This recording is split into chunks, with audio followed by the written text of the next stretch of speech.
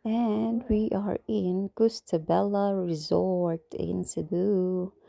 Yun yung aking kapatid at anak ng aking cousin. Dinala ko silang dalawa. And then, kakalanding ko lang yan sa Cebu year 2024. So, trinay ko dito sa Costa Bella kasi maganda yung mga background, mga reviews sa Google. So, ito nga ang ganda at tahimik naman dito. And then, ito yung pinaka-swimming pool nila. Ang ganda-ganda. O, di ba? Kahit gabi, o pwede ka mag-swimming dyan hanggang 10 ata, 10 or 11. O, di ba? Nakita nyo naman may nag-swimming. Tsaka dyan yung restaurant, buffet. And then, ito yung for kids dyan. Pwede kayo mag-slide dyan, mga bata. And then, way na yan papuntang dagat. O, maganda rin yung dagat nila kasi nilagyan nila ng white sand. So, safe na safe kayo maligo. Pero, bawal sa gabi. At dito naman ang reception nila. Diyan kayo bababa pagdating nyo sa hotel and mag-register. So, may narinig kayong kumakanta. Yan po ay live. May kumakanta paggabi dito. Ang ganda ng boses niya, di ba? Ito naman ang papunta doon. Yan. Yang bahay or building na yan. Diyan maglalaro or mag-billiard o ano-ano pa. Tapos may ano dyan, yoga, massage dyan.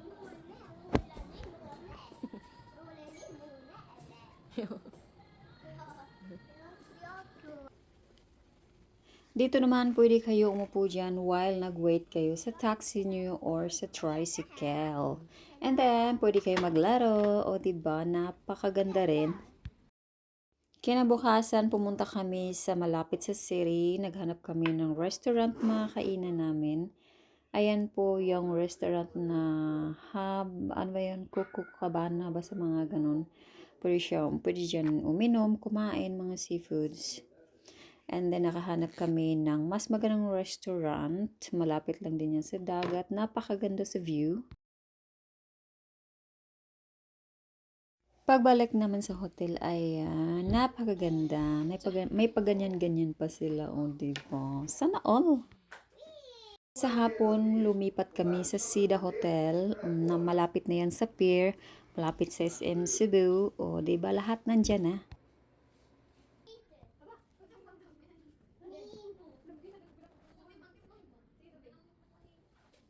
Here we go. It's Tita time. Oh, si William and my younger sister. Pagka-dinner, pumunta kami sa SM. May nakita kaming restaurant na parang yung Japanese or whatever. So, yan yung napili naming restaurant. And, ewan ko, akala ko masarap. Sobrang daming lasa kaya nasobraan siya. Hindi ko siya nagustuhan. And then after that, nag-coffee kami sa Starbucks and bumili kami ng dessert. Isa sa mga na-miss ko ay yung bread nila, tsaka yung mga dessert. Ang sarap-sarap sa tingin pa lang. Picture-picture muna sa view paggabi bago matulog. And then kinabukasan, nag-shopping na naman kami mga Mars. O, diba? Walang katapusang shopping. Kasi pag malapit ka lang sa mall, hindi talaga maiwasang mag-shopping. And itong way na to papuntang hotel na po ito. Yan yung hotel sa harap natin, yung Sida Hotel. O, diba, nilalakad lang, nasa likod lang yung SM, ang bilis-bilis, maka-shopping ka na. And of course, bago ka makapasok sa hotel, may security control. O, diba, para naman secured tayong lahat. And then, itong likod na to, nasa restaurant yan. Diyan mag-buffet kada breakfast and dinner. Ay, dinner. Ano pala yung dinner? Mag-order ka. Pag breakfast lang yung buffet. So, yan yung harap yung pintuan na yun. Sa harap yun ng hotel. And then, here's the elevator, of course. So, papunta na tayo sa room namin. Yo, yay! Welcome! Welcome home. look at that. Look at that. Mr. and Mrs. Wala may Mr. Oy.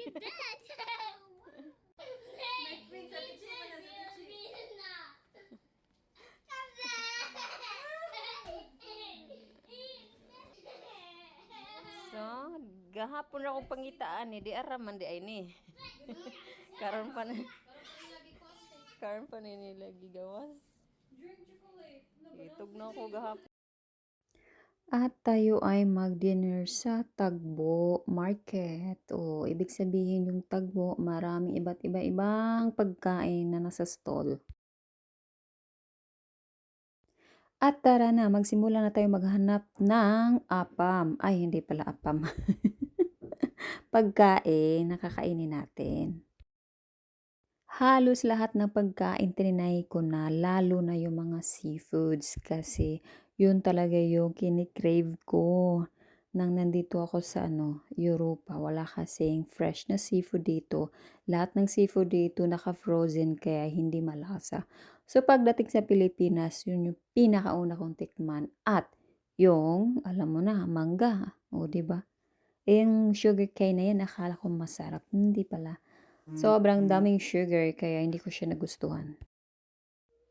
At ito na nga ang mangga. Natatakam talaga ako kasi may iba-iba siyang sausawan.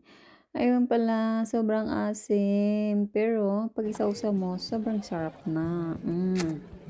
And sa umaga, alam niyo na, pang Pinoy talaga yung breakfast kasi wala naman yan dito sa Europa. So yan yung sisi ko and yung boyfriend yan.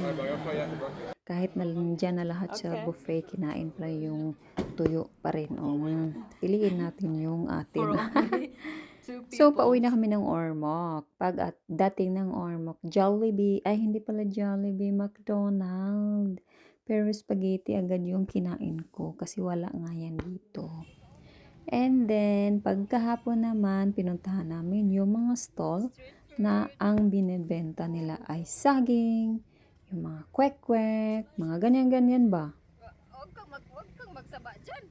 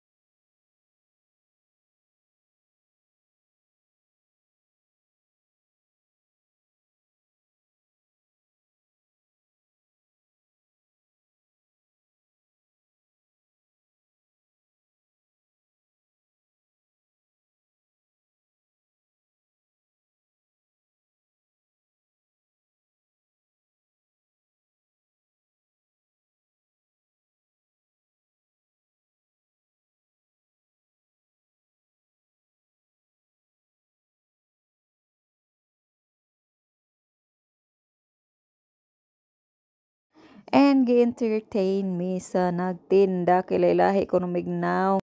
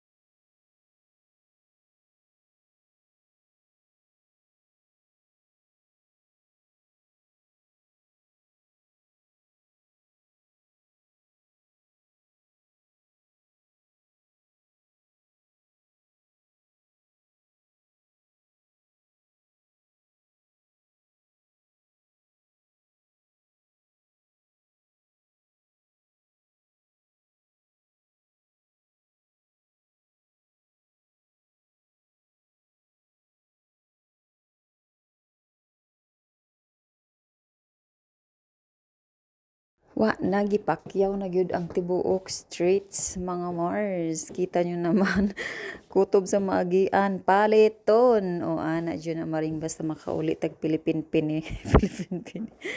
O di ba? O tanan itry hangtod pag-abot sa balay or asa mi nagstay o didto sa kuanan mi nagstay ana sa